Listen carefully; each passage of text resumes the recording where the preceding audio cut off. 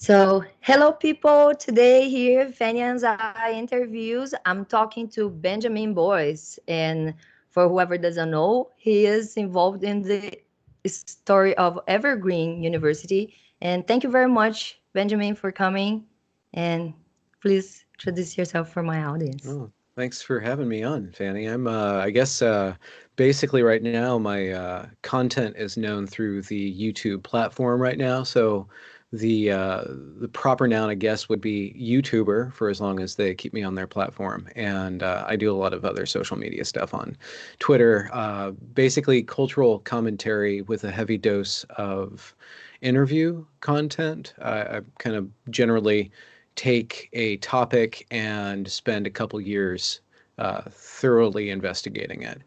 So my first story that I've been producing is about the Evergreen State College in Olympia, Washington, which in 2017 experienced a major intersectional meltdown. And from that, I've moved on to issues around gender and sexuality and transition. And I have a year and a half long ongoing interview series with a variety of professionals and individuals about that topic.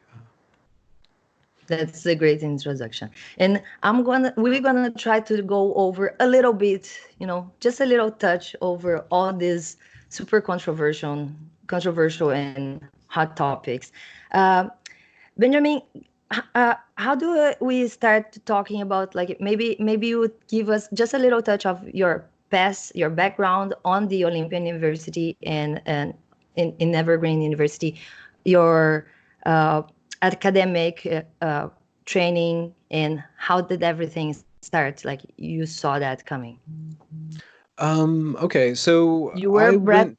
You were an student, like one of the students of Brett Weinstein at that time when it happened. No, No, no. okay. So I give us didn't a know little. Brett till about a month after the events happened. I'd never met him. And actually, it was a letter that I put my name on that contacted me with Heather Hying, his wife, and then the videos that I was producing earlier on in my career, such as it is, put me on the map. And I was exposing things that nobody else had access to because while I was a student at the Evergreen State College, I was also working in the media department. I would be doing events, running camera, doing audio, video, and production stuff. And so I was literally in the front row, if not on stage, while the professors and the administrators were putting forth the ideas and the ideology that would later on, I argue in my work, kind of facilitated and then kind of protected the behavior of the students, which was way out of line of anything that we've basically seen in the last 10 years with all of this social justice warrior content. I think Evergreen, one of my arguments is that Evergreen is kind of peak social justice content. And I think since then, it social justice activism has kind of had to change a little bit, but we could argue whether or not that's the case. But the students at the Evergreen State College took it to a totally new level. And in my work, which has been based on primary documents, videos of lectures, seminars, workshops, and FOIA documents, emails, shows that the Evergreen State College as a college was taking anti-racism specifically and social justice activism to probably to the limit, really pushing that really far. And when I got there, I had no idea that was what the college would be about or was going to be about. I was 36, if I recall correctly, and I was kind of just in this kind of the doldrums of my life, trying to figure out what I was doing, what I should be doing. I had worked a lot in early childhood education, and I had spent a lot of time working on fiction, and I wanted something official and to dedicate myself to the intellectual pursuit of fiction. And I went to the Evergreen State College. One, because it was right next door to where I was. Two, because it was really cheap. But thirdly, and most importantly, is because you could design your own major, and a lot of emphasis was put on, or could be put on, independent learning. And so you could really take a topic and go all the way to the end of the topic. And I chose and I crafted a course of study that I term narrative arts, which is the studying and practicing fiction theory and story narrative, what it does, how it operates, how to break it apart, how to put it back together again. And then at the end of my trajectory there, I wrote a number of novels.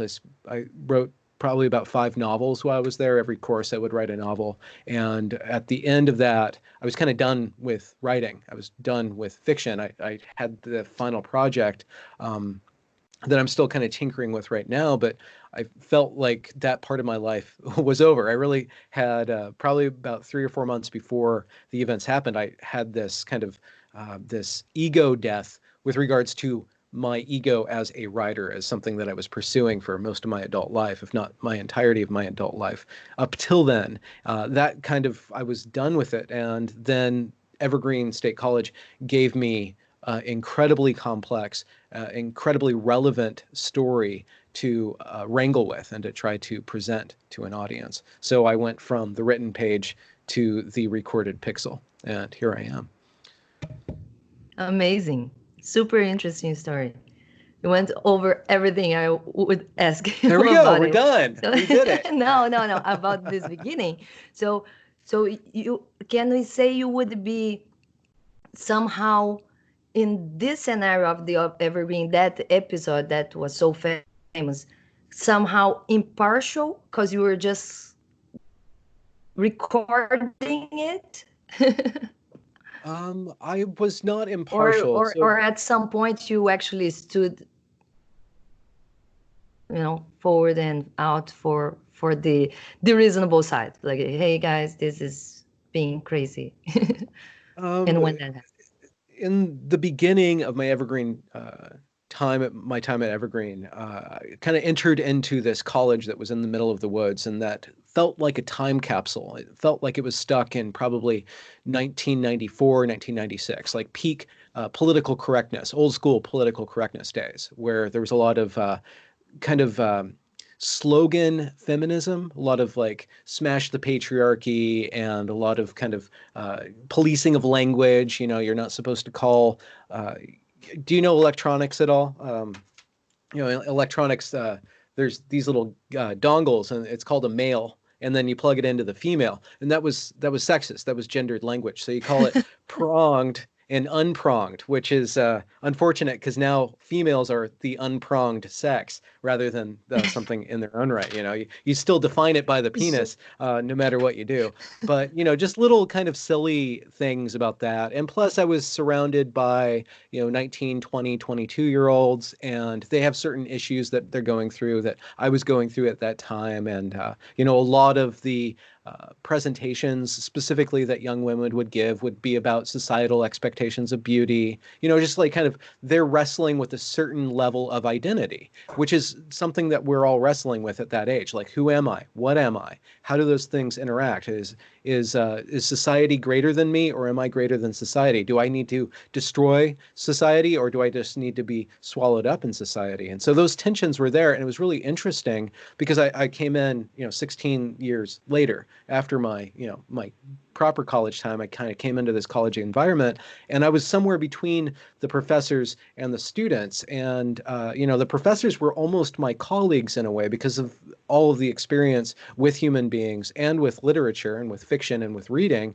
that I had done. I was kind of at the level of the professoriate, and so I was kind of off to the side, and I was studying a lot.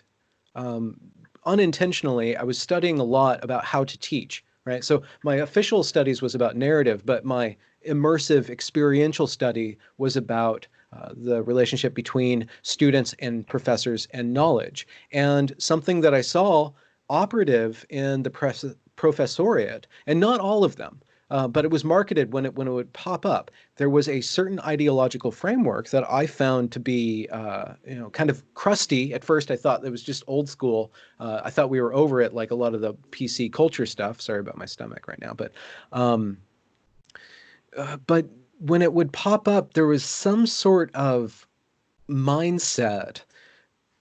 For instance, my first class there, a lot of the ideas around privilege came up, male privilege specifically, but also white privilege. And I felt that was and maybe I was coming from a naive classical liberal, Martin Luther King Jr. kind of, you don't judge somebody by the color of their skin, but the content of their character. So maybe I was outdated and they had the new programming, but there was certain problems that I saw with reducing people to their privilege markers. And I would make fun of it with people who agreed with me, like outside, we go and smoke cigarettes and like talk about how silly this privilege stuff is, or, we'd sit in these workshops and say, I don't reduce people to this, but as my time at Evergreen progressed, that mindset got more and more brazen.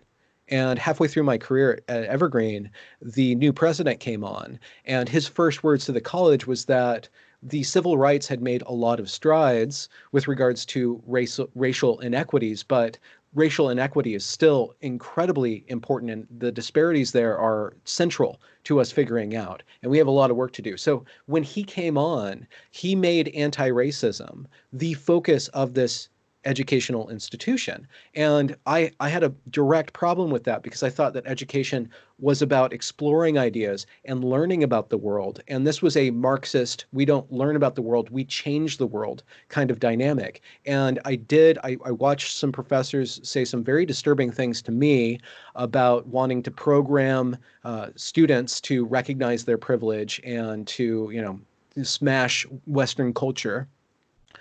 Which I just thought was weird that an academic institution that is the bedrock of Western culture would want to destroy Western culture. Like, what are you really doing? And so I wrote a letter to the student body, and I posted on the forums, and I wrote a letter to the president, and I spoke about my values of the individual, and the individual being central, and the cultural aspects around that individual being secondary. And not that they're not important, but the stress needs to be on the individual, because if you stress privilege, if you stress class, if you stress all these different historical rights and wrongs, whether you like it or not, what you do is with the plebs, with the low resolution thinking, the students who are not really nuanced, they take that and they reduce it to attacking the individual. They stop attacking the idea and they attack the individual. And this is exactly what happened in the Chinese Cultural Revolution. I can't remember what decade that was in. I want to say the 60s, but I don't want to be completely wrong. But the same exact pattern of behavior happened where the leaders said, we are going to destroy the capitalist class or capitalism itself. And then the students began to mock and murder the actual, the doctors and the lawyers and the teachers. They couldn't think in terms of that abstracted category, that sociological category. They need to put it into action in a personal level. And I saw over the course of the year leading up to the Evergreen State College protests in 2017, more and more visceral and borderline violent behavior from the student body, and an inept and enabling professoriate and administration when faced by these greater and greater outbursts. And so I was already, to answer your question, I was already kind of removed because of my age and my experience, but I was also removed ideologically. So I removed myself from that. But when it started to leach into the college as a whole, I did say things, but I was pretty much ignored, and I kind of kept that in. And then when the blow up happened, and I saw what everybody else saw. When I saw that footage of the protesters being streamed online and then kind of digested by America and the world at large, I was able to kind of like that insulation that I had inside that bubble, but I was trapped in that bubble. Even though I had a bubble around me, I was still in the bubble, and I was able to break out of the bubble. And then I started to initiate a process of work of kind of deprogramming myself. And my first probably 6 months of Evergreen videos is me really wrestling with questions around racial inequality and privilege, and trying to find a medium ground between tearing down the progressive project and soundly critiquing the progressive project. And so I kind of developed from that. Then that's kind of my trajectory. It is really pretty. It's a documentary, and it's not a simple one. You can take like two turns to watch. I think recently watching all together your evergreen story, the complete evergreen story from your channel. Mm. It is so dense and so full of like all, you interviewed other people that have changed sides, that have seen their biases before. And I think that is, it's amazing, because what I see is like you were trapped into like not being able to speak up your mind, to tell people whatever you actually thought. So you were in some type of a, it's a weird Mm. situation. Let's say like the oppressive uh, position that these people claim they are in, and they are Mm. actually oppressing other people with this narrative.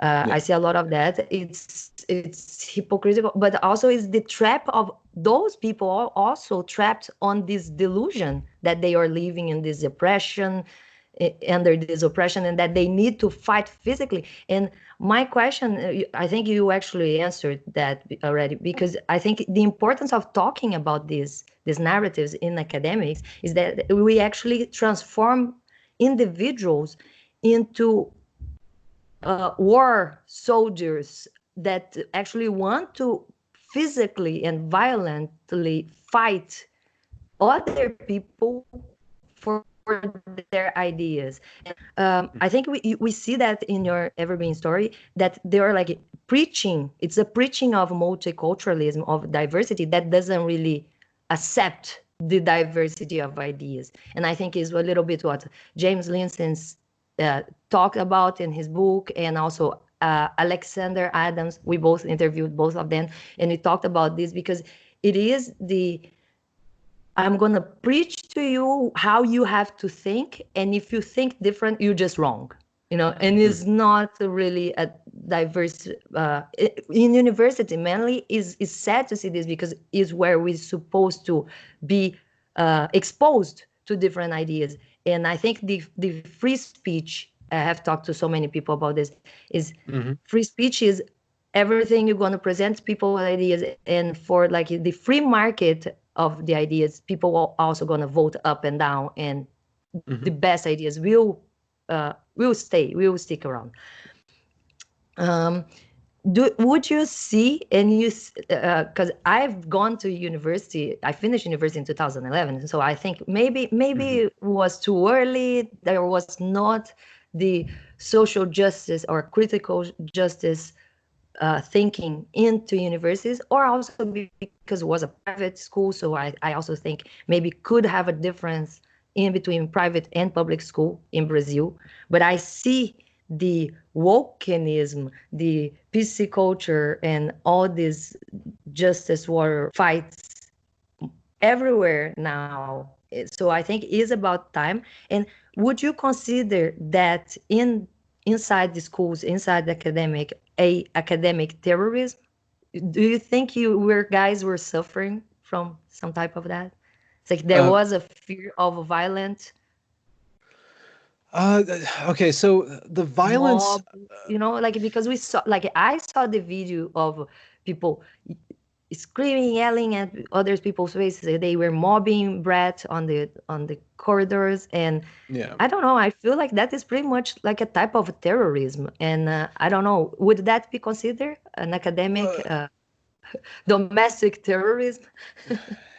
I think that I think it really walks up a line when I was processing the complete Evergreen story. So what I've done is try to present all the footage that I have, and there's a significant amount of footage because they streamed that, and there was a lot of cameras on there.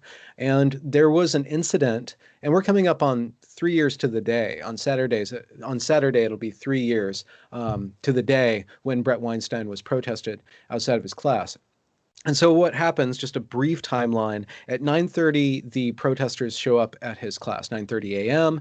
They have this really intense exchange with Brett Weinstein, and then the protesters leave and they assemble in the administration building and they make a bunch of demands. And what eventually happens, there's a series of this ongoing rolling footage of the students attacking this professor and attacking this administrator and meeting with them and demanding really interesting things that they want. And like, for instance, the ability to fire people just because professors make them uncomfortable and they should be fired just because somebody says that. So really interesting demands in that respect. And the administration just kind of going along with it. But at 4 o'clock, there is this meeting at the top of the library building, and it's called Library 4300, and it's about an hour and a half long, where you have this podium.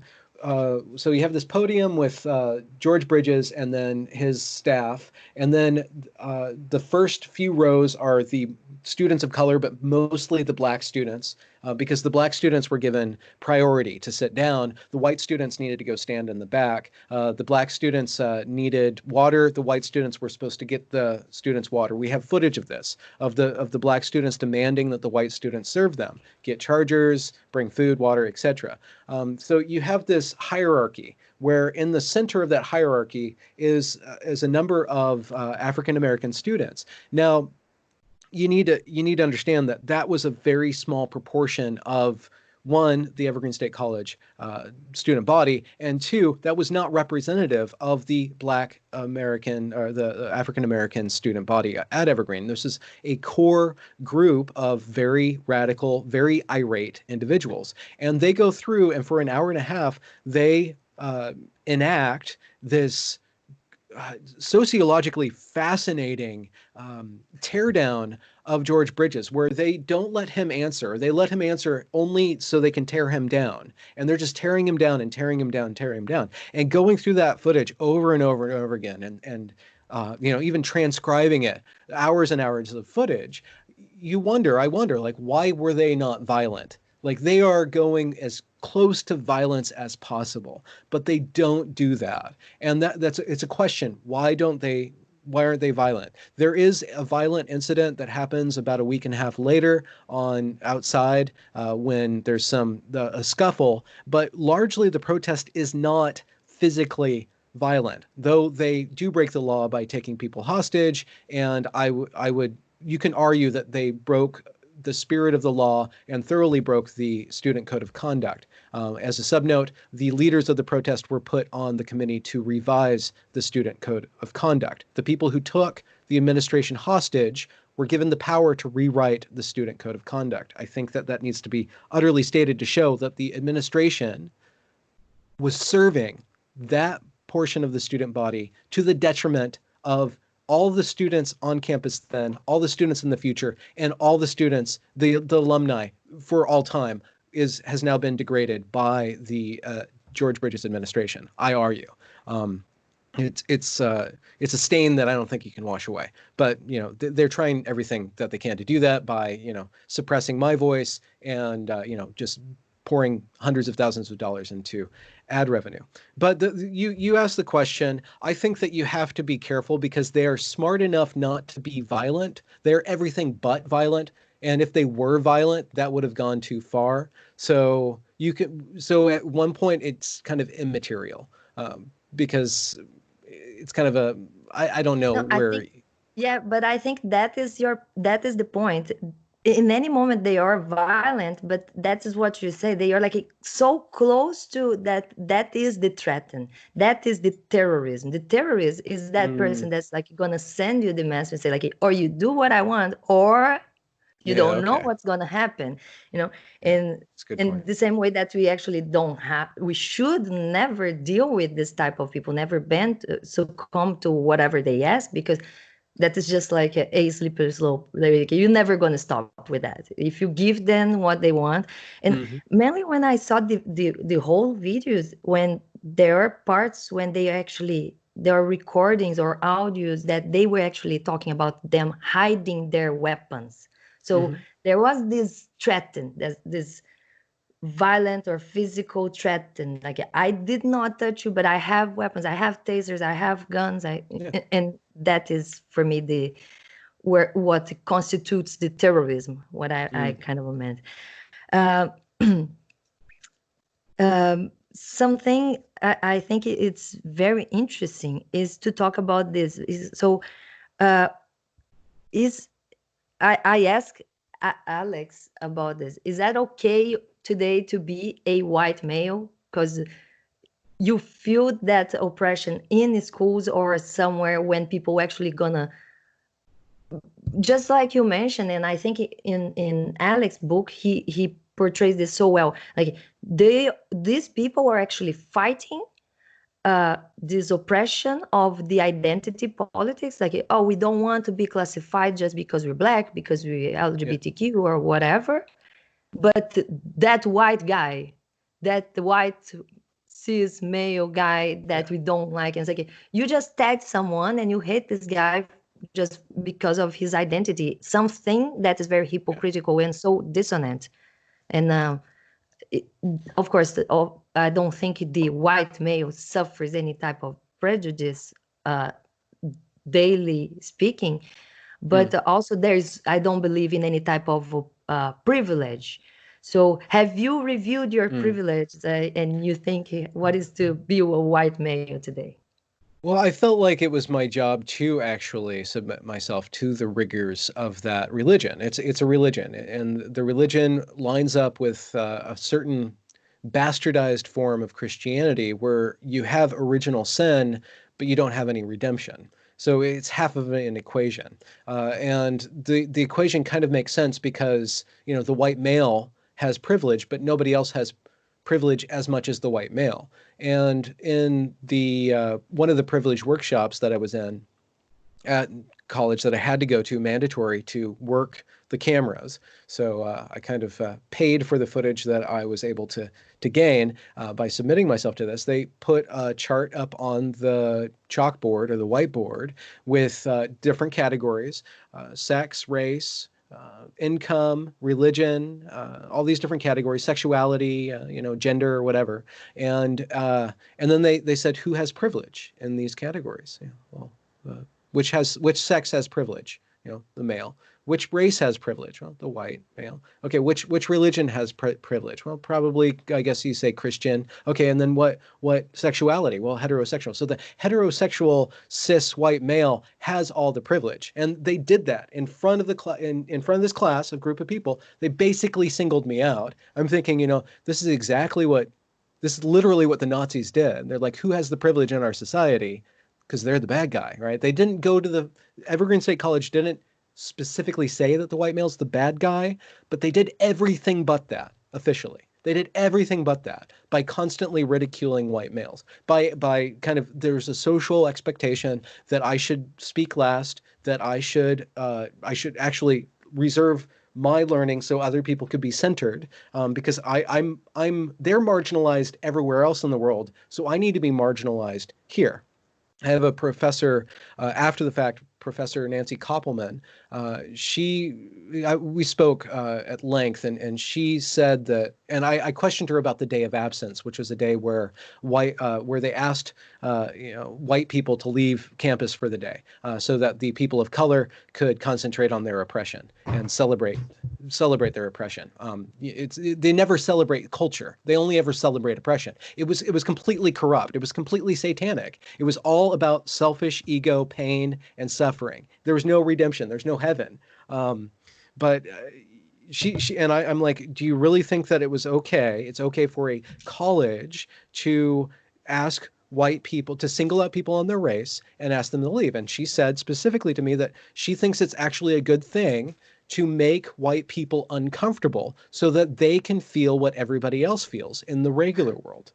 So why would you go to a college that just causes you to focus and obsess about that stuff and submit to yourself? And I have documents. I have documents. There is systemic oppression and racial discrimination at the Evergreen State College. There is. Just like the protesters say, just like the professors say. But the documents actually target the white male. The white male is systemically, by faculty, by staff, by administrators, and by students, discriminated against, mocked, ridiculed, put through higher standards, singled out for their race, reduced to their race systemically. So the college that is the most anti-racist college, hopefully in existence, hopefully this is as far as it ever goes. It tried to eradicate all oppression by focusing it on one point. By containing it within the white male, they can control it and they can solve it. And then and what do you do as a they white don't male? see how that is actually a huge example of bigotry, because one of the things, and that is an argument that I have used for these people, as well for people that actually think whites are supreme or over, I have talked to white supremacists too, and tried to argue with them that it's very silly to resume people into the color of their skin, the same way that the racists would say whatever other things about blacks or whites. And it's like, look, there is a guy somewhere, we easily can find those examples of white people that are not successful, that are, or the so known white trash, or just find a white homeless, and then you put this person in front of you, and these people that actually want to judge the white male as the successful just committed a huge mistake in front of this person. So that's why we don't judge people by their color, by their gender, and they don't see the hypocritical behavior. And that is what I think we all trying to expose here and see, make these people get out of that trap of being Hmm. that, of fighting, uh, fighting racism with racism, or feminists Hmm. that want to fight sexism with more sexism, is not the right way to do, and I I could bring so many examples, so many uh, quotes on all these books that have brought this up. Um, I think it's the most important thing is what it takes, the individual features of life. For example, what I see a lot of white males that are successful today, like you mentioned your story, you have gone through a lot of things in late school. You're not even inside the normal pocket of the students because you have done, like, you went through college late, and when you resume people to their uh, whatever identity you want to point out, and that is actually very bigot to do that, and I think they would agree with us at this point. You completely disconsidering all the person, the individuality, the fight, the conquers of each person, and that is, I think, is the worst thing. Not even speaking about, like, in Brazil, we have a lot of hmm public policies to try to help, those equity is not about equality anymore, because Yeah. if we were about equality, we would stop by now. We would say, like, no, we have reached the point where we do have equal opportunities to everybody, mainly in Brazil, in where we actually have public schools for free. So you just need to score, go to school, and all the schools, you have public schools from the beginning to high school to university. So there is nothing more for you to reach, you know, as equality as humans. We're all seen as the same. But now we're talking about the next level, and I think that is the next level of our discussion. That is, like, these people don't want equality anymore. They now want equity, and that is a new term that actually they agree they want to fulfill. They really, like you said, they want to make these people, meritocracy is dead. Mm. And whoever reaches this point, if you are a white male, you might have stepped over some people's heads. Hmm. You did not reach that point because what you have done in your life. Hmm. And Hmm. Well, I thought about that a lot, especially in that first kind of 3 or 4 months of kind of going public and really thinking about what I'm doing. And I wondered quite often, if I was black, would people be paying attention to me? Like, are they paying attention to me because I'm white and I'm a male? Is that why I'm getting the attention on the internet? Is because I'm reinforcing the beliefs of a bunch of white people. But you think about that, you're like, well, if I was saying the same thing and I was a woman, I'd probably actually get more attention. And if I was saying the same thing and I was black, I would actually be really getting a lot of attention. So it doesn't really matter. Like, when we ask about privilege, what am I supposed to do with that? One, I can't calculate it. I cannot calculate my privilege oppression metric. I can't do it. It's too complex. But even if I could, what would I do with that knowledge? What is the reparation that I should actually do if we could come up with a, a checksum on all these different things? And and my first video, my very first video, on the Evergreen State College, I was at the Evergreen State College. I'm short of breath. It's my first time like going public on camera, and I'm like, it's my presentation's really awkward, and my hair's all crazy, and I'm shooting in vertical video to mock, or horizontal video, profile video to mock the protesters, but my first video was that what Evergreen State College was trying to do was to take this sociological analysis of large scale behaviors and historical behaviors and these huge patterns and present it to the students. But the students were trying to replicate that sociological understanding of disparity on the level of the individual. And in that process, they lost the connection to the individual, which led them to have no responsibility for their actions. And two, to treat people like they're objects, to literally dehumanize them. And it was all pre-justified on a number of different levels. So my question and my quest is, well, if this ideology, if this privilege, anti-racist, anti-oppression ideology is wrong, or it doesn't produce good results, how do we counter it? How do I counter the discounting of myself as a white male? And I get that every once in a while. It's like, oh, there's this white male complaining about, whiteness and white privilege. And of course he's going to be doing that because I'm just trying to maintain my privilege by protecting myself from that criticism. But ultimately, who cares? What does it matter? Who do I stand before? Do I stand before a jury of my peers? Am I going to be judged? Is every one of my actions going to be judged by human beings, or is it going to be judged by something larger? Do I stand before humanity in my actions? I don't. I stand before life. I stand before something greater. I stand before something much greater than human beings. And in that context, I see that every human being stands before the same thing I do, something much greater than me. And I don't know what you want to name it. There's all these names, and every name has problems with what you want to name that.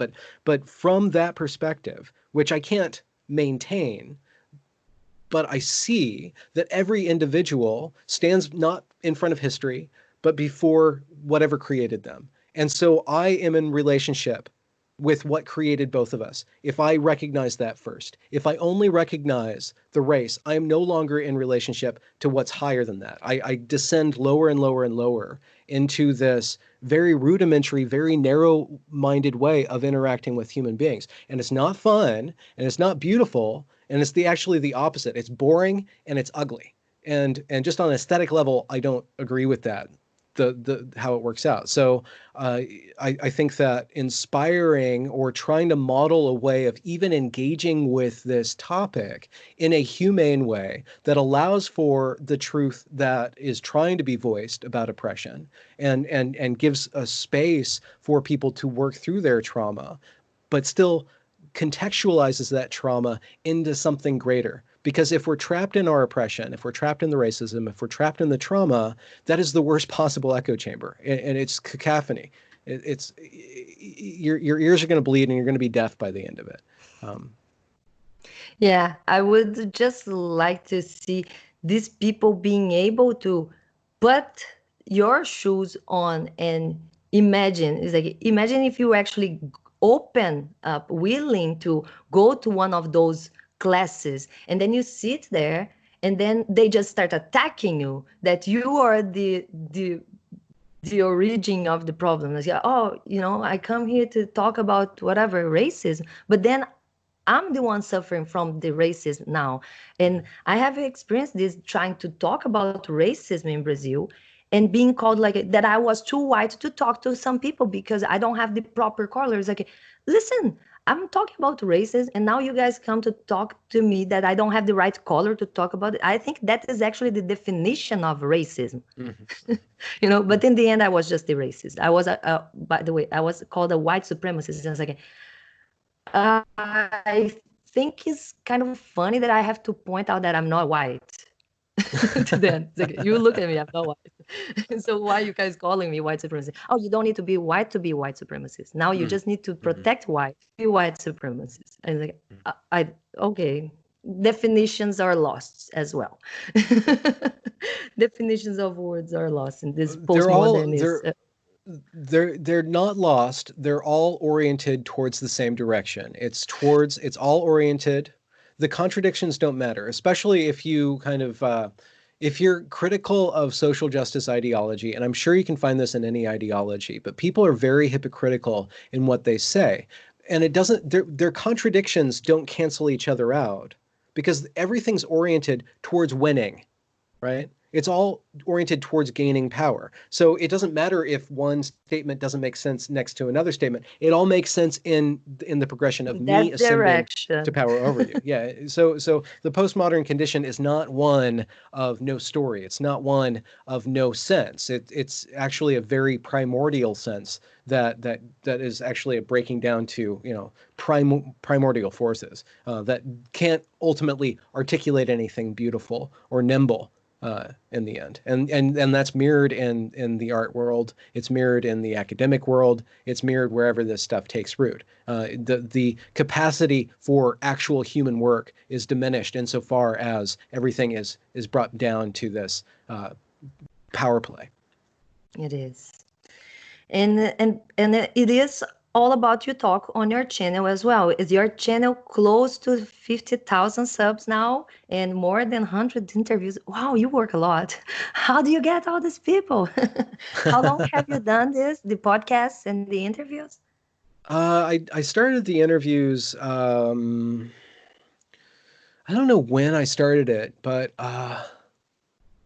Was right after the Evergreen story? How long well, did it take to shoot all those 20 videos? You have 20 videos on Evergreen? Document. the complete Evergreen story is going to be 24, so I have 4 more videos to do. I'm working on 21. I'm just kind of taking a break from it right now.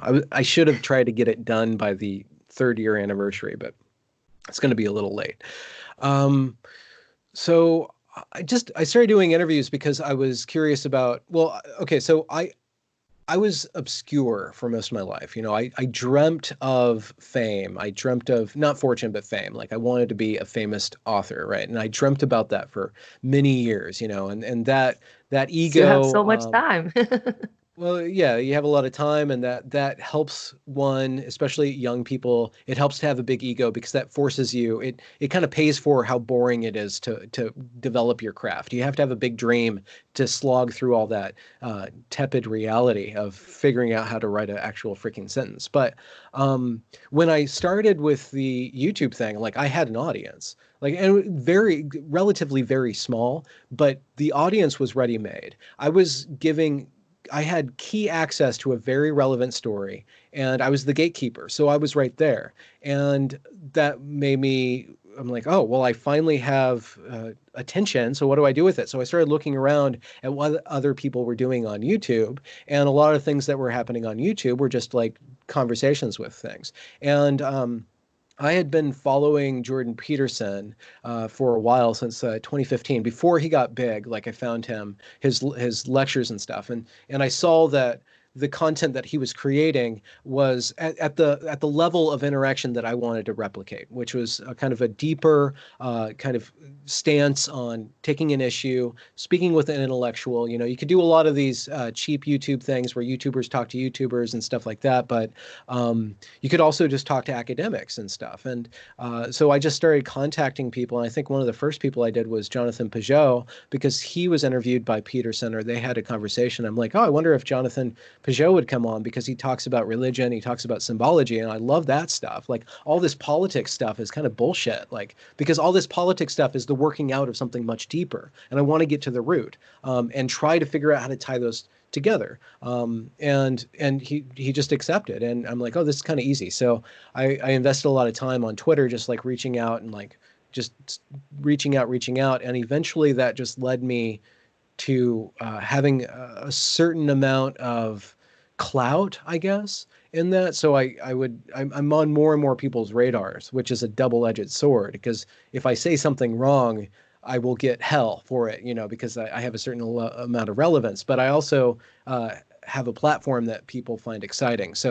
Um, so that was just kind of a natural development of trying to variate my content on YouTube, because it's an infinite platform. So I've tried to diversify the kind of content that I create. That's really nice. Yeah, I have to catch up. There's so many, like more than 100 interviews with amazing guests. A few we have in common, and there are a few that is still looking So up to try to talk to. I was like about to. I actually asked you, like, how did you talk to Sargon recently? Because it's an amazing conversation, and Sargon is an amazing person. I really yeah, he's look a up to powerhouse. him and follow him for years. One of Mm, my first guests that was Raka Ali, that is comedian and makes parodies, but is a friend of Sargon, and they have videos of talking about philosophy, hmm Iran, objectivism, individualism, and other stuff. And I was like, I really want to talk to Sargon. So there is a year that I'm talking to people on YouTube, and yeah, soon talking to Sargon too. You just gotta keep Uh, plugging away. Blair White, I have been hitting her forever. When I interviewed Zubi, that is a trans Oh yeah, woman, I even made the jokes like, maybe she talks to me now. I've talked to the trans. And you are talking a lot about the trans. And that's yeah. also why you talk to Blair. How is the backlash on talking about the trans issues and mainly on detransitioning? Um, so backlash is really interesting. I'm not really good at digesting criticism, especially mean, nasty comments. Like I really take things to heart, and I'm still working on developing a callus on my heart. Like I need to protect that, and not be so open to other individuals. But that power actually allows me to get into some pretty good discussions at a very deep personal level. But I have to protect that when I'm out in the wild. I do think that when I saw the way that I'm structuring my exploration of gender, sexuality, and transition is informed directly by my experience at Evergreen and trying to stop what happened at Evergreen to happen in the trans community or in the LGBT community. And the principal thing that was lost at Evergreen was the ability to listen to other people. Right. So if we're going to figure out this really complex topic that has some drastic implications, especially when you start talking about childhood transition or stopping puberty or, modifying the bodies of minors, there's some pretty big things in play here. And yet at the same time, like there's adult trans people who have had very difficult lives and they have their own stories and their own reasons for doing that. And then you have a bunch of research on that, and then you have a bunch of, the feminist angle on that. You have all these different angles. And if I can enter into the conversation not impartial. I can't be perfectly impartial. I do have my biases, and my biases are basically against collectivism. My biases are basically against cult like thinking. And the way to attack that, the way to guard against that, is to treat human beings as individuals. I speak with a lot of trans and detrans people, but I don't speak to them as trans people or as detrans people. I speak to them as that individual, and then we work from the individual into the identity. And basically we don't even talk about the identity. We talk about the experience that informs the category that they're in, more or less. And going through that way, it's much more expansive, I think. The problem with that is that it does cause a lot of time. I could be doing a lot more editing down and more pointed stuff. And that's kind of one persistent criticism with my interviews, is that you should just give the 20-minute interview. And I don't. I do the hour and a half interview. And that's another conversation. But the trans topic, so I'm just talking on the meta level. I saw a problem in the way that activists were claiming the identity to represent the trans identity, and the way that they were representing it was as some pretty nasty authoritarian people. And that's just not the case. Like a trans individual is not necessarily a Democrat, not necessarily a Republican, not necessarily an authoritarian, not necessarily an asshole, and not necessarily not an asshole either. You know, they're a human being. So let's erode the authoritarian by talking to everybody else. And the authoritarian is blocking everybody else or shaming everybody else. So if you provide a place for people to not be judged, you're going to actually have, in the long run, you're going to be doing more for that group of people than the activist that's claiming to save them.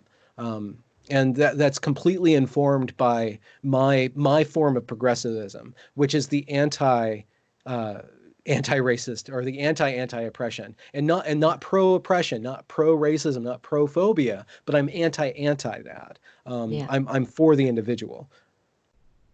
Yeah, I think it's a little bit of the anti-extremists.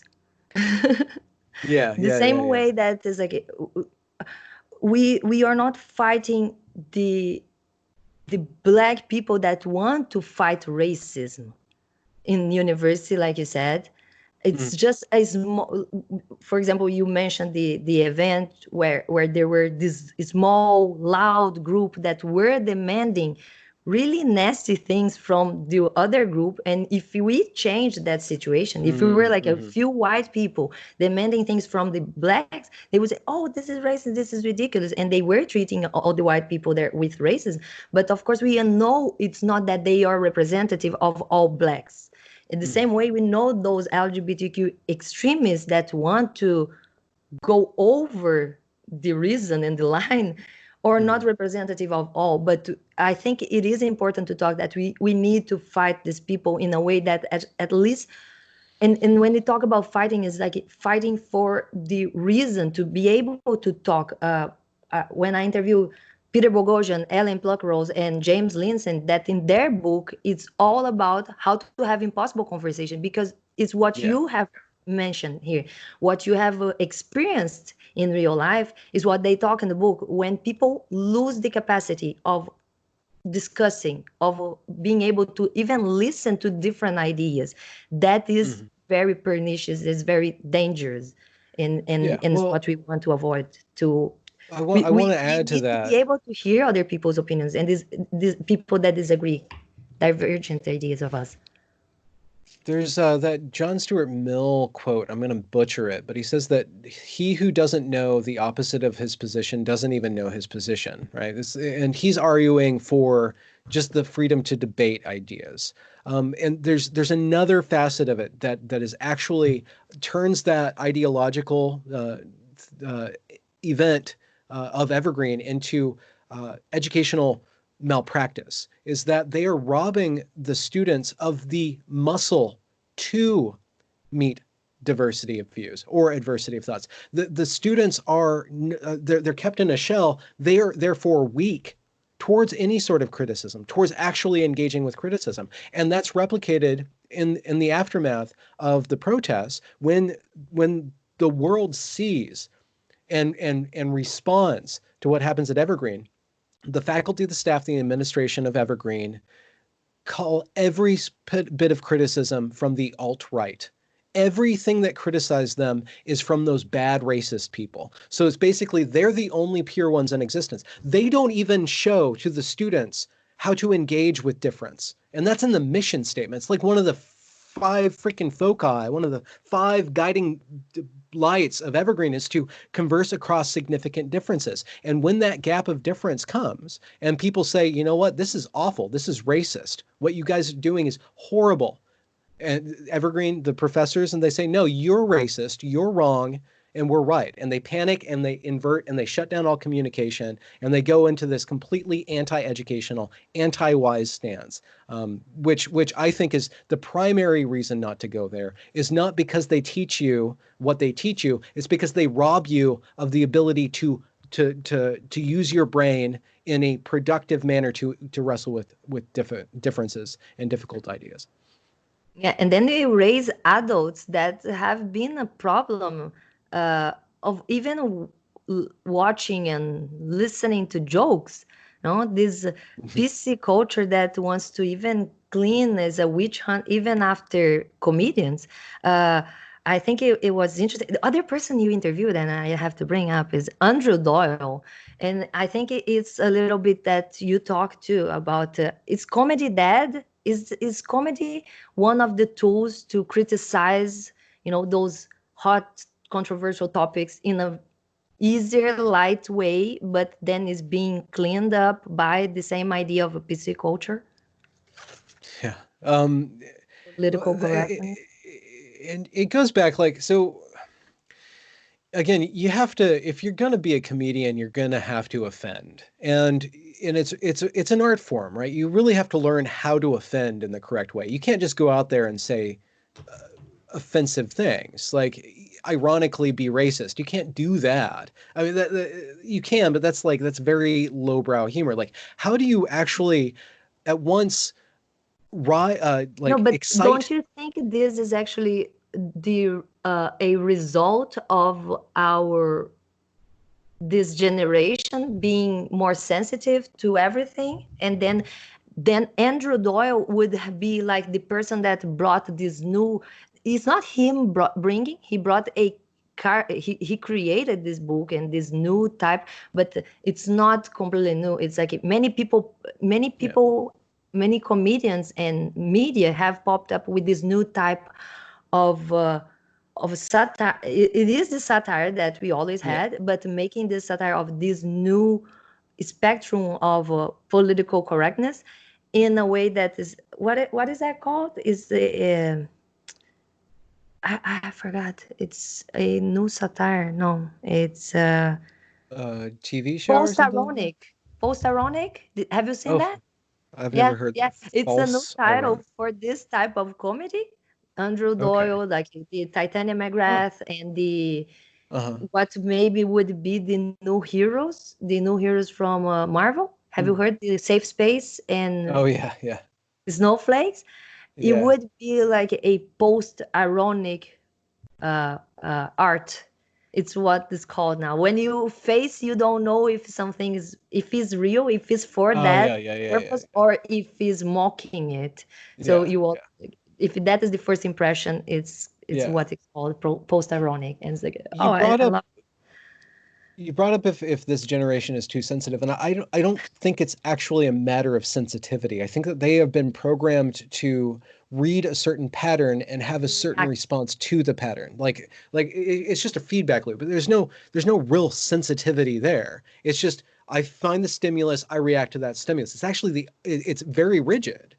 So the art form is to inject a certain level of doubt in that interpretation, and you have to walk up to the line. We're talking abstractly, and Yeah. No I problem. play with that too in my so with Andrew Doyle, he has his account, and then he has Titania McGrath. And Titania McGrath is a character, a very specific character, and he's an individual. I don't have a character. I am an individual, and I walk a really risky line because I'm doing something that I engage with very sensitive topics very sensitively, and then I mock them. Right? I go through and I spend hours and hours interviewing homosexuals and detransitioners and transitioners and researchers, right? And just I completely humble myself and I listen and I ask as much personal, respectful questions as possible. And then I go on Twitter, and at the same time I'm doing that, I'm making fun of that. I'm making fun of the LGBTQ identity or the ideology. I'm doing things that are offensive. I made fun of bisexuals the other day. I say no Hmm. wonder they're always complaining about their oppression because they're fucked either way. Whatever. People It's a react to great that. one. Oh, you It's a shouldn't say great that. joke. You shouldn't say that. Like they're oppressed. You shouldn't say that. I'm like, most bisexuals actually will appreciate that joke, or most of the people who are woke will like actually get the joke and chuckle and not like go through the whole power play, right? So the question that I'm trying to get to is how do you be a full human being where I can switch modes and go into a very sensitive topic like spousal abuse and then go and call a shirt a wife beater, like doing that. And I do No, it just I think it's naturally. I have to. think that is being adult, and that is one of the things I think we should be talking about. Like, we have a generation that, for me, it's not just like, oh, it's shaming. It's like you're shaming them. It's like, yeah, somehow, yeah, because it is infantile to just emotionally react to things. That is something we can all agree. Okay, Yeah. what is the difference of being a child to be an adult? It's like, oh, you get maturity and you don't react emotionally to everything anymore. It's like, okay, so what do these people do? Oh, they react emotionally to everything they don't like, or Well, but how do it's you called give them even a way out trigger. of that? It's like we even created the Yeah. term trigger warning to say like, oh, wait a minute, we have the PC babies on South Park to so well represent these people, Yeah. you know. So yeah, I think it is a little bit on like, yeah, we should shame these people. Like, no, look, you need to grow up. You know, let's Mm. not be sexist and say like you need to grow balls, because then they would be like, oh my gosh, you're being sexist. Yeah. but, Or but you take need some to grow tea. up and not to react to those things. Let's say let me ask you about the voice of reason. What is the voice of reason? What do you spend your time doing like that? Tell Oh me. yeah. Well, okay, that's a play of I words. love Brett Weinstein. the little joke, the voice of a Yeah. reason, the voice of reason. That's Brett Weinstein's. He told me like you have to take it. Voice of reason. You got to do it. You go, okay, oh Brett. Okay, Brett. I did a lot of. We hung out quite a bit. Yeah, you go a Before they lot moved on away. his podcast, or how have you been many times there? We worked together in the aftermath of Evergreen, where he was setting up a YouTube channel and trying to take his expertise and his knowledge online. And so we did a series of probably like 10 or 12 interviews where we talked about different evolutionary topics. And those are all on his channel. I think they stand up pretty well. I think and that's where I actually learned like, oh, I'm really good at asking the right questions, because I just would open him up and then have him specify and have him expand. Try And to like, talk to Gad said, evolutionary biologist too, but oh, in yeah, Montreal. Yeah, yeah, I've tried to talk that's to true. him, but no, I did not get him. Yeah. Well, you have to keep on trying. Don't give up. Don't give up. No, I actually can't. Oh my gosh, I should not say this in the recording, but I stopped trying because I messaged him a few times and he actually called me out saying that I was harassing him with messages. And I was like, I'm so sorry. I'm not going to message you ever Oh, again. So, but then I just said, whatever, no problem. But yeah, that is actually an interesting thing, because in this time of Me Too and harassment, I have gone through a few encounters online that people telling like I'm harassing through messages. Like, you guys don't understand how internet works. It's like, uh, mm, I think it's different. I always think like I like to interact with people online, and I have done this for years by now, more than in personal life. And yeah, and I'm always open to talk to people that unknown people, nobody's people, like don't need yeah, to be famous or whatever to talk to me. But I normally expect people to have the same interaction as you would have in real life. So, to come and politely present yourself and then have hmm a hmm reasonable conversation, I'm totally up for that. I just don't like those harassments, like people actually sending just, for example, I'm an atheist and people sending just like a preach, a pastor preaching to me or something like that. I'm going to just ignore. yeah. Or people actually that want to harass you send like hateful messages, or have received a ton of dick pics, things like that, just because sometimes it's not even related. But I have talked about some Are they myths ever on the related? no fap move. No, in my case, it's different. Okay, I need to tell you Okay, that it's yeah. like in my case, it's because my channel was really small and it's still small. I'm still under 1,000 subscribers. But right in the beginning, before I even started the interviews, I decided one day talk about something I saw online and I thought was ridiculous. That was the myth on no fap movement, that there is this movement against masturbation, but they also use a lot of Oh, okay. myths on it. So hmm they talk about, they use a lot of pseudoscience, and it's exactly the same thing that parallel me with the book of Peter Boghossian, and then make me talk to Helen and James, because I wanted to talk about what is the pseudoscience. And there is a lot of pseudoscience in academics, not only and not on the level of lab, on the level of ideas, just like those studies in trying to back up the no-fap movement that have been produced the last years. They are all full of flaws because Well, they start with the conclusion. Fanny, They are Fanny, not you have to proper understand, studies. So it's a like, man, are you a always man trying to needs talk to, about the methodology of the you need to studies? go pretty far to convince yourself to not do that act, So I think that it's forgivable that they go a little off the rails because they're so sexually frustrated that facts no longer make sense to them, because there's no release valve, right? So their ideology is their relief. So you kind of just have to say this is a masturbatory fantasy without any climax to it. It's just, it's their way of coping. No, no, but oh, well, the problem is much bigger because they actually want to do levels of not masturbation, believing that masturbation is something that really damages the man's health. And that is the propaganda they want to spread. For me, it's more like, as I saw the first time was in a libertarian group, and they Mm. people telling me like, oh, just if you're a libertarian, just let people fap or not fap. And it's like, yeah, but when people are actually convincing you not to fap, telling you that your penis is gonna shrink, you're gonna become impotent, you're gonna just sleep all day long and not gonna have any girls ever again. I think that is very convincing for young guys that have like no idea how the body works. So they actually Yeah. are recruiting a lot of people into this movement, Oh, but not okay, for but the right is that reasons. worse I'm than totally porn? Is fine that if worse someone has than, a problem and yeah. cannot fap and should abstain of it.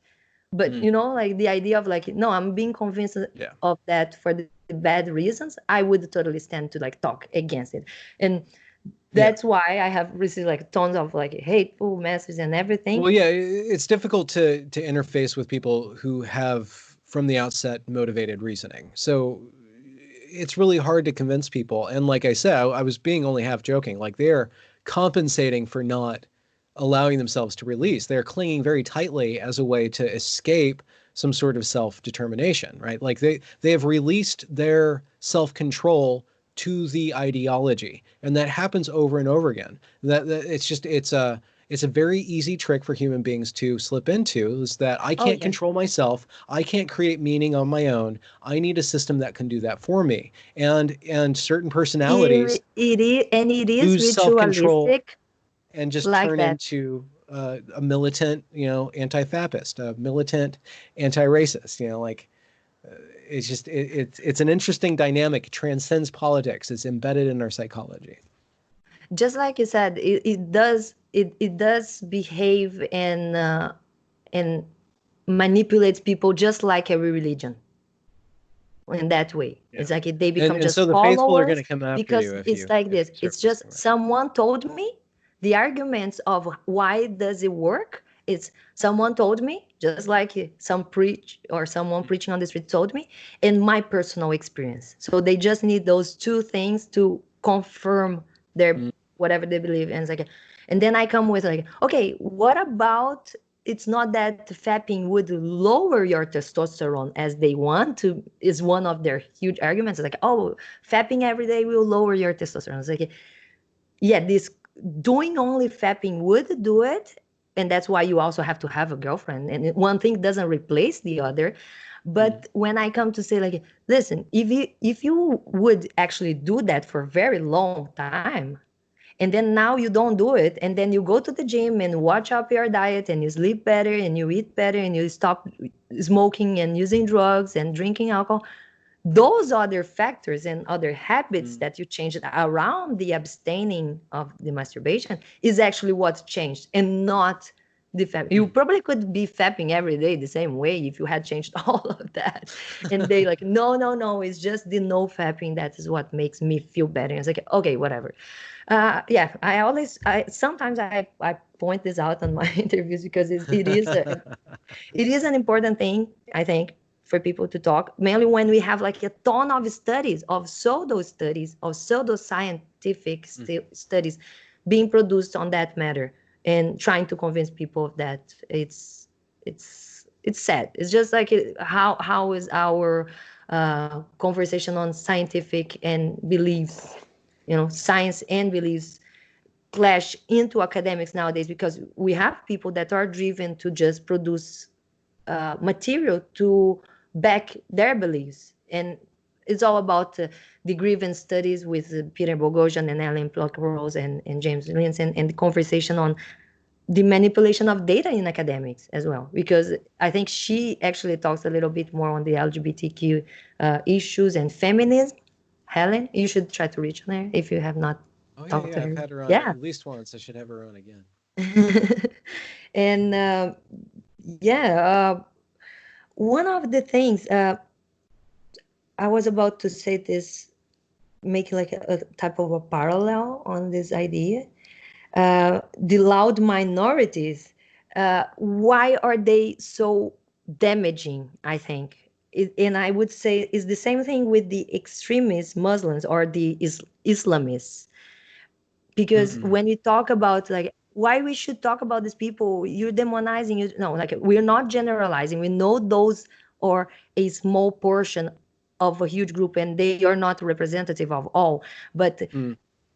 the problem with the Muslims and the Islamists is because I think when we talk on moral issues and religiosity, is we would like most of Muslims that are not Islamists and terrorists and extremists to condemn the acts, the terrorist acts and everything. And when we do like those searches and polls, we don't find that out. And that is Mm-hmm. what is actually bad.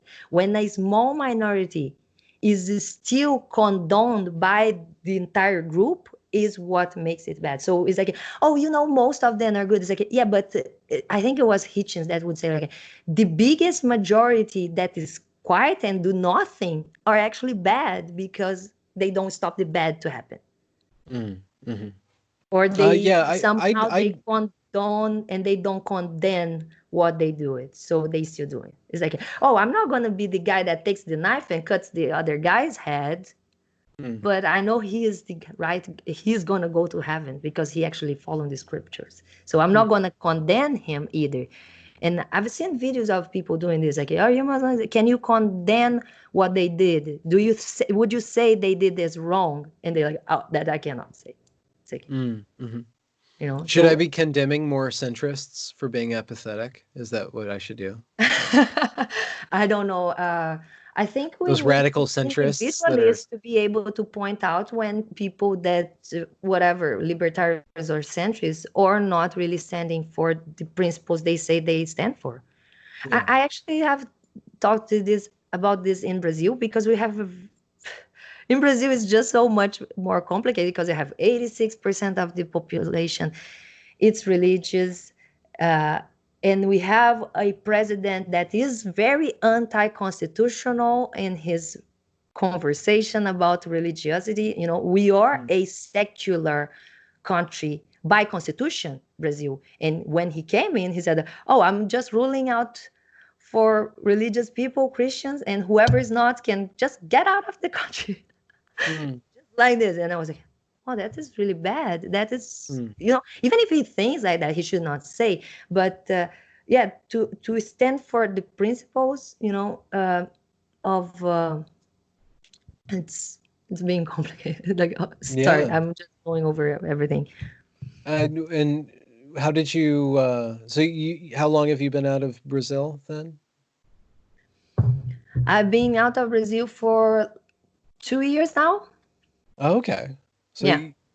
that's not that long then. So you're still No, I very was much tied. coming out. I was coming out of Brazil already for family purposes, because my Okay. husband is Canadian and we Mm, want to raise our daughter in a safer, better education country.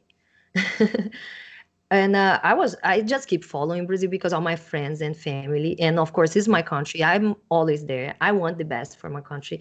Uh, I followed his reports after he came to power, and I think it's like, yeah, the idea of most of people are like, yeah, no, the president, for example, in Brazil, what has happened recently? the president is Christian and he's gonna only rule or govern for the people the same as him. It's like, yeah, but we are not in an only democratic country. We actually are a democratic republic because we supposed to protect the minorities. So it's all Mm, lost because when the own mm. president says like I'm not gonna rule for this minority, it's completely anti-constitutional. And How long is he in have power? like, sorry, How often is the election? is every 4 years. Okay, yeah. And the problem is because he tries to play the same role as Trump, saying like, "Oh, I came just to ban the bad things that was in the government before. That was a government, a very corrupted government with the Labor Party."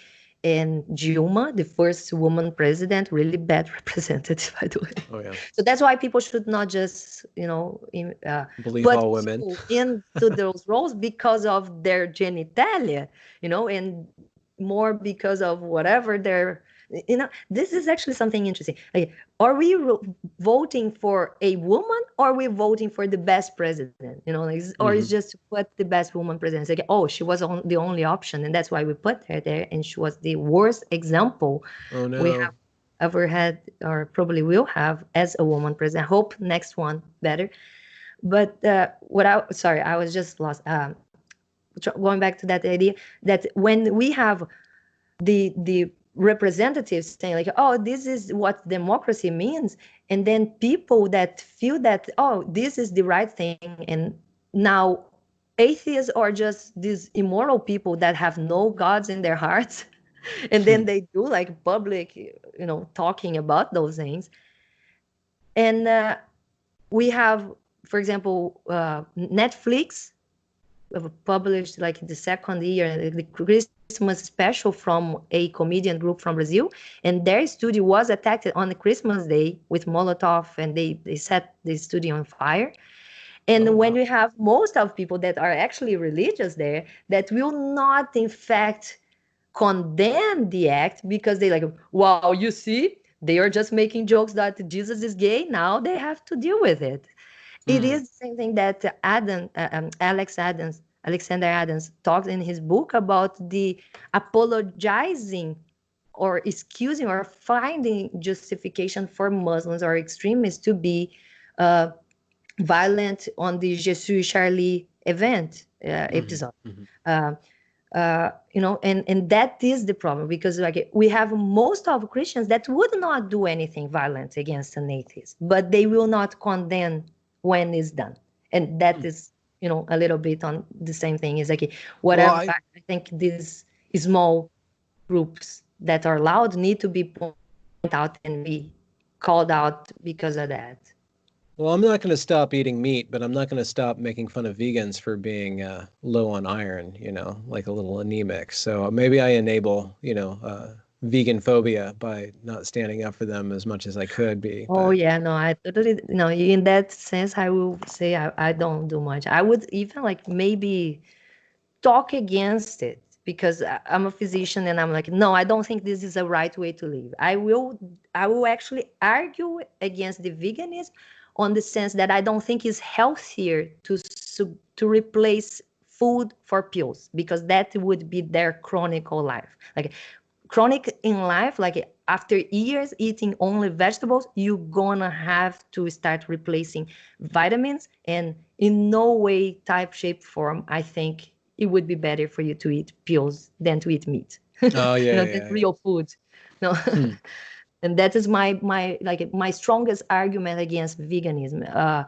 To not say that we don't have entire societies that have lived over only grass, but we have entire societies, that civilizations that have lived under only meat. We can Hmm. survive. Like the Inuits, the Eskimos have lived essentially under only fat and protein and animal protein, and yeah, survived.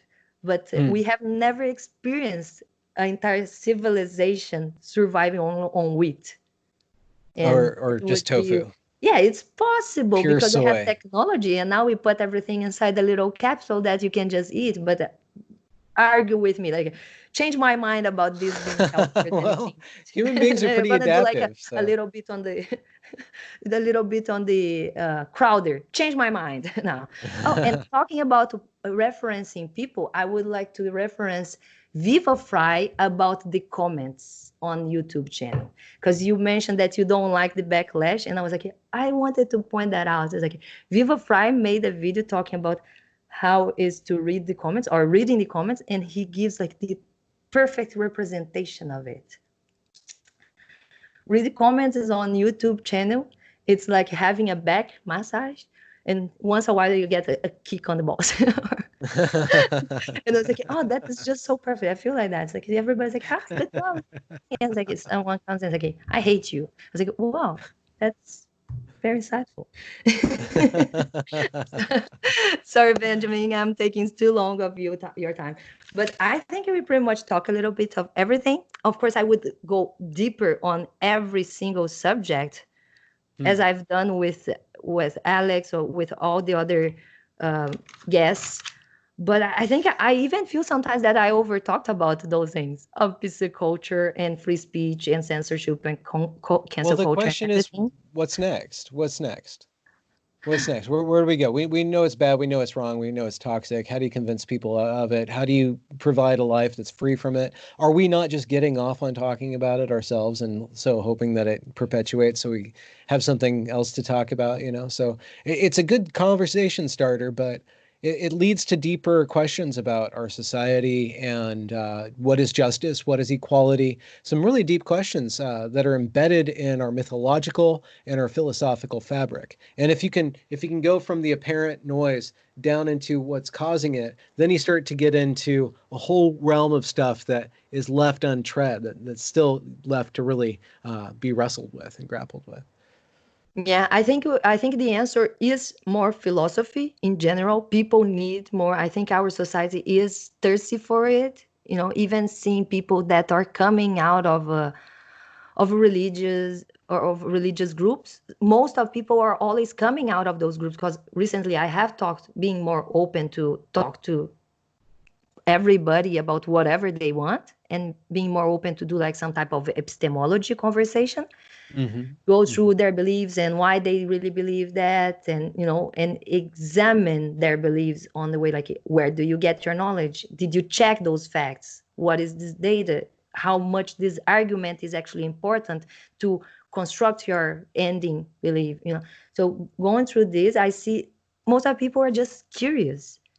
They want answers. They going after that, and yeah, and we're always moving. I feel like is the political compass is, for me, is the tracking how we actually change through life. Because if Yeah. I have done it before, I would be like all over the place. And recently, I Hmm. still once in a while I do it, and I have been moving still, and never Oh, stop. So great. I think There you that go. is the. I think It's that proof that being you're alive. alive. Yeah, that is being alive. Is moving and changing, and of course trying to get better. You know. Hmm. And reviewing your beliefs, and yeah, check your facts, check your data, talk to people that have different ideas Hmm. of you, because it's really easy to just die in a lie if you only believe in the same thing your entire life and hang up with the same group that keeps confirming what you believe. And in that way, maybe you avoiding to find the truth. You impeding yourself to find the truth. If you actually are curious and interested to find the truth, this is one thing I would say to religious people, is like, why did you not try the other religions? They actually have the same arguments as you. They have a personal experience and a holy book. You should try the other one. Recently I have talked about this. I think the when I watched The Life of Pi first time, I totally got as being this thing. I was like, that little boy is so smart. And everybody's like, why? It's like, because he found out that all religions have the same arguments. And if you are actually going to follow one, you should follow all of them. Mm-hmm. For me, was the message of that Mm. movie. And recently I've talked to other people because the movie is old and everybody's like, no, I did not. Yeah, but it makes sense. And it's like, yeah, because I don't know, I wasn't too really just thinking inside my head. I was inside my bubble for a very long time before I pop it up. So Hmm. that's why I had so much time to think of so much. But I would love to talk to you more and maybe explore more ideas on politics and even on secularism because you talked to Jordan Peterson. Jordan Peterson. I have not had him on yet. Oh, you That's did a big not talk catch. I to don't know if he's even you I don't have even know if he's talked going to come back. or like on the backstage or something, or you just follow him.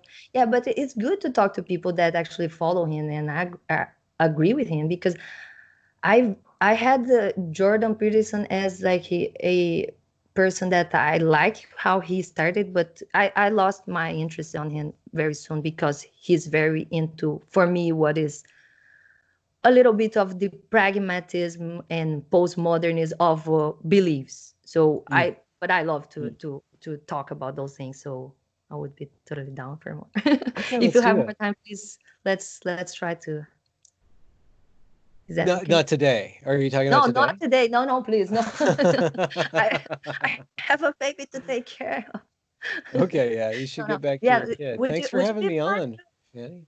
Would Yeah, you we be can fine do with that. that? Or Maybe have maybe you should speak with Andrea and Andrea with the banks. I'll send you her contact information on who the is Twitter. Andrea?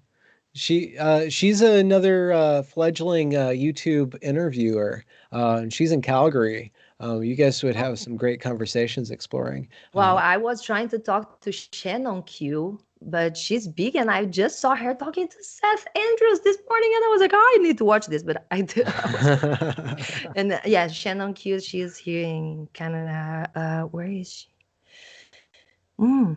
Yeah, I recently saw her channel, and not sure, but Well, thanks for having me let's on, Fanny. please. Thank you very much for coming, and I hope we can talk again for more Yeah, stuff let's do about that. more And stuff. let me know when this is up, and Maybe- I'll share it with with my fan base, and I can get a gander Yeah, at no, you. let me just finish here because we were like talking as we stopped recording, people, please, thank you very much for watching. Go check Benjamin Boyce channel, the Evergreen Story, and his conversations, the podcast with more than 100 guests, super awesome people. Thank you very much, Benjamin, and let's try to set this to talk again. Let's do it. Let's do it. Thank you very much, Fanny.